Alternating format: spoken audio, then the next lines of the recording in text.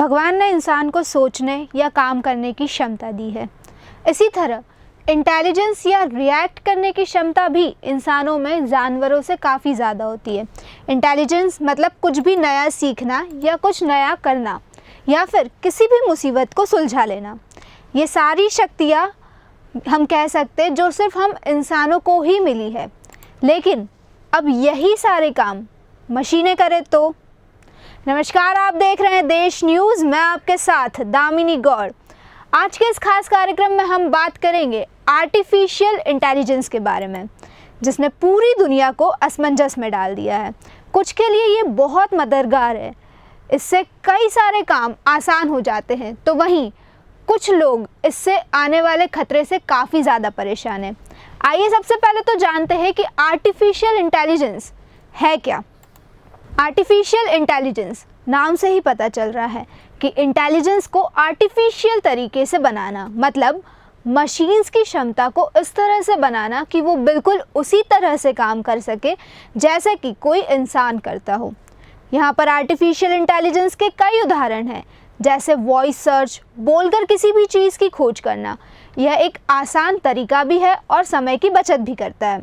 Artificial intelligence में कई तरह के प्रोग्रेस हो रही है, जैसे चैट जीपीटी। बस सवाल पूछें और आपको दुनिया जहां के जवाब मिल जाएंगे। दरअसल एआई से हर तरह के काम लिए जा सकते हैं। चिंता इसी बात की है। अभी से ही आर्टिफिशियल इंटेलिजेंस हमारी ज़िंदगी का एक अहम हिस्सा बन गया है।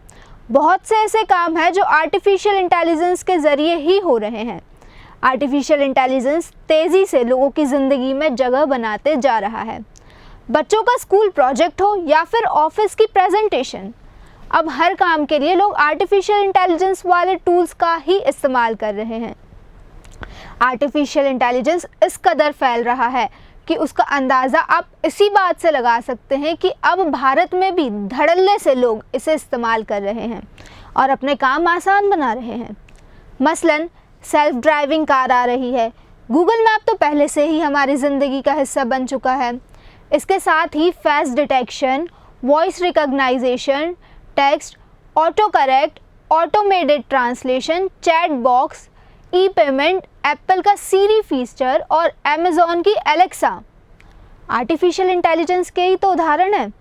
आने वाले दिनों में ये लिस्ट और बड़ी होती जाएगी और आर्टिफिशियल इंटेलिजेंस को लेकर होने वाली बहस और भी तीखी होती जाएगी। बहस इस चीज़ की कि एआई एक मौका है या खतरा।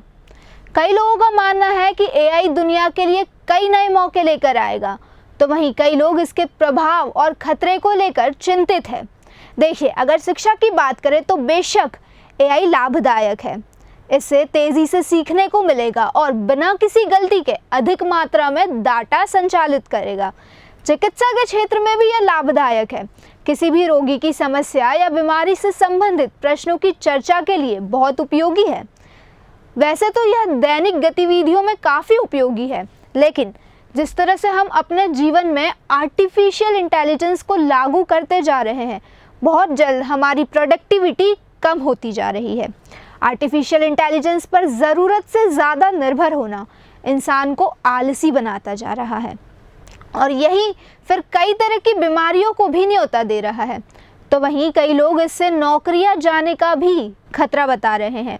आपको बता दें, वर्ल्ड इकोनॉमी फोरम की एक रिपोर्ट सामने आई है, फ्यूचर ऑफ जॉब्स 2023 शीर्षक वाली इस रिपोर्ट में बताया जा रहा है कि कैसे अगले 5 सालों में एआई और टेक्नोलॉजी मिलकर लाखों वर्कर्स की नौकरियां खा जा रहे हैं।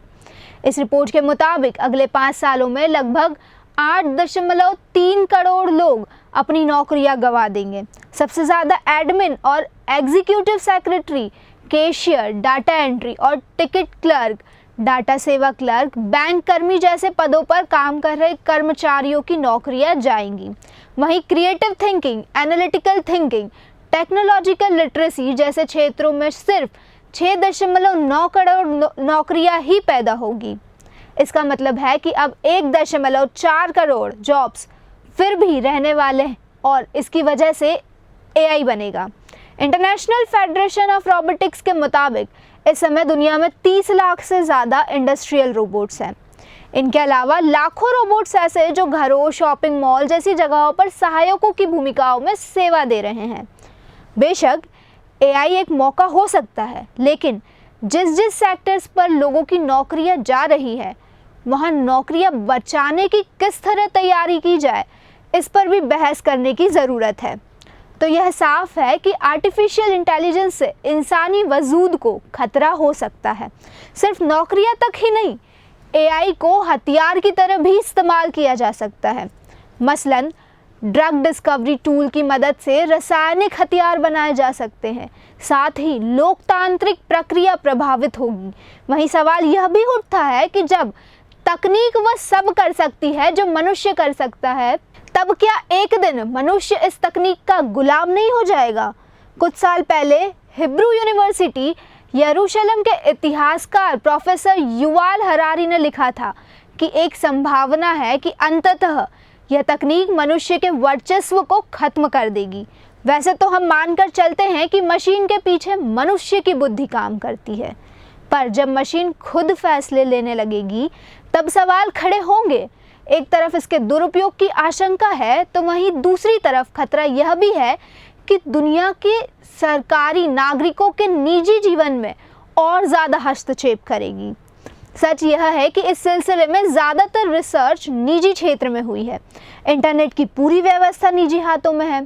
इससे एक दूसरा खतरा यह भी पैदा हो रहा है कि दुनिया की व्यवस्था कुछ कंपनियों के हाथों में सिमट कर रह जाए। तो वहीं आर्टिफिशियल इंटेलिजेंस के और भी कई ऐसे मामले सामने आए हैं जो आपके होश उड़ा देंगे। दरअसल अब आर्टिफिशियल इंटेलिजेंस का इस्तेमाल गलत कामों में भी किया जा रहा है। पिछले कुछ दिनों में मार्केट में कई ऐसे मामले सामने आए हैं जो किसी भी फोटो में मौजूद व्यक्ति के हाव भाव बदल सकते हैं। इनकी वजह से फर्जी खबरें काफ़ी तेज़ी से बढ़ रही है, साथ ही अपराध के भी मामले सामने आ रहे हैं। अब संयुक्त राष्ट्र भी एआई के खतरे को महसूस कर रहा है। दरअसल यह रक्षा और निवारण के बारे में हमारी मूलभूत धारणाओं को चुनौती देता है। यह युद्ध के मैदान पर घातक निर्णयों की जवाबदेही के बारे में नैतिक प्रश्न उठाता है।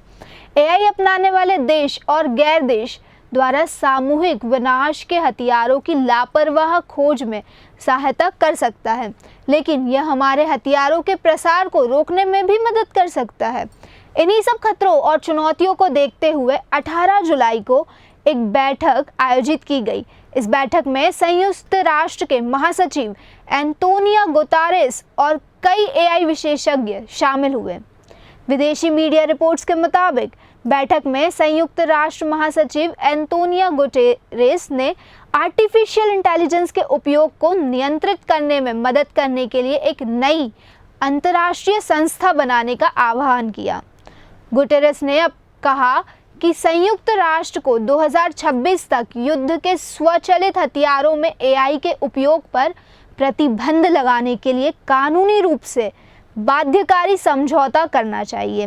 विदेशी मीडिया के मुताबिक रूस ने यूएनएससी के बहुमत के दृष्टिकोण से हटकर यह संदेह व्यक्त किया कि एआई के जोखिमों के बारे में पर्याप्त जानकारी है, जो इसे वैश्विक अस्थिरता के खतरों के स्रोत के रूप में सामने लाती है।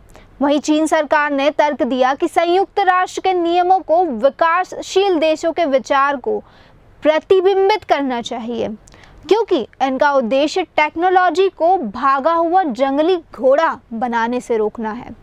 वहीं मीडिया रिपोर्ट्स के अनुसार चीनी राजदूत जांग जून ने कहा कि एआई को लेकर अंतर्राष्ट्रीय कानून और मानदंड लचीले होने चाहिए, ताकि देशों को अपने स्वयं के राष्ट्रीय स्तर के नियम स्थापित करने की आज़ादी मिल सके।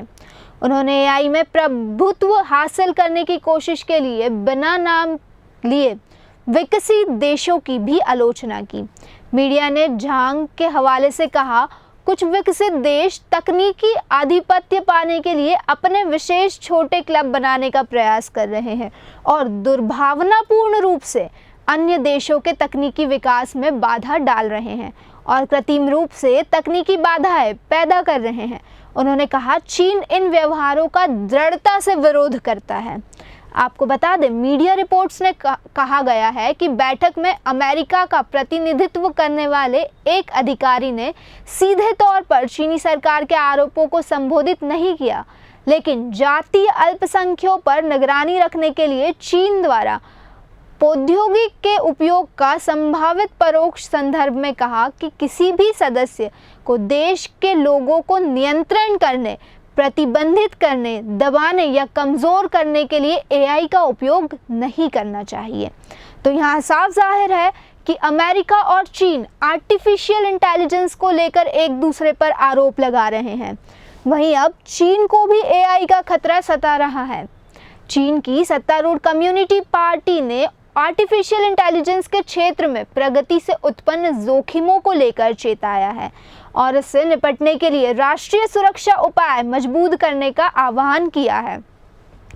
आपको बता दें, सरकारी समाचार एजेंसी शिन्हुआ ने कहा कि बैठक में राजनीतिक सुरक्षा और इंटरनेट डेटा एवं कृत्रिम मेधा संबंधित सुरक्षा में सुपर के लिए ठोस प्रयास किया जाने का आह्वान किया गया है। जाहिर है, चैट जीपीटी जैसे अत्यधिक सक्षम एआई चैट बॉक्स के चलते कि इंसान के नियंत्रण से बाहर होने जैसी कई तरह की चिंताएं बढ़ी है। जिनपिंग ने कहा कि महामारी और परमाणु युद्ध जैसे अन्य सामाजिक स्तर के जोखिमों के साथ एआई की वजह से इंसानों के अस्तित्व विलुप्त होने की जोखिम को भी कम करने पर एक वैश्विक प्राथमिकता होनी चाहिए। हालांकि इन दोनों एआई से संबंधित चर्चा का मुख्य हिस्सा संयुक्त राज्य अमेरिका में विकसित चैट बॉक्स के बारे में है, तो वहीं दूसरी ओर चीन भी एआई विकास में निवेश कर रहा है। ऐसा प्रतीत होता है कि आर्टिफिशियल इंटेलिजेंस दो युद्धरत देशों के बीच सत्ता संघर्ष का केंद्र बन गया है। विशेषज्ञों का सुझाव है कि दोनों देशों के बीच एआई युद्ध चल रहे हैं। सिलिकॉन चिप युद्ध जितना ही जटिल और उलझा हुआ हो सकता है, दोनों ही देश तकनीकी रूप से आगे हैं।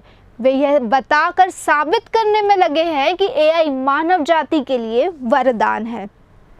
इस बात में कोई संदेह नहीं है कि तकनीकी उन्नति मानव जाति के विकास के लिए एक सहायक रणनीति साबित हो सकती है। आज इंसान चांद पर बसने की योजना बना रहा है, तो वहीं रोबोटिक्स भी एआई की एक विकासशील शाखा है। लेकिन हर तकनीक का अपना सकारात्मक और नकारात्मक प्रभाव दोनों ही होता है। इस तरह आर्टिफिशियल इंटेलिजेंस का भी है।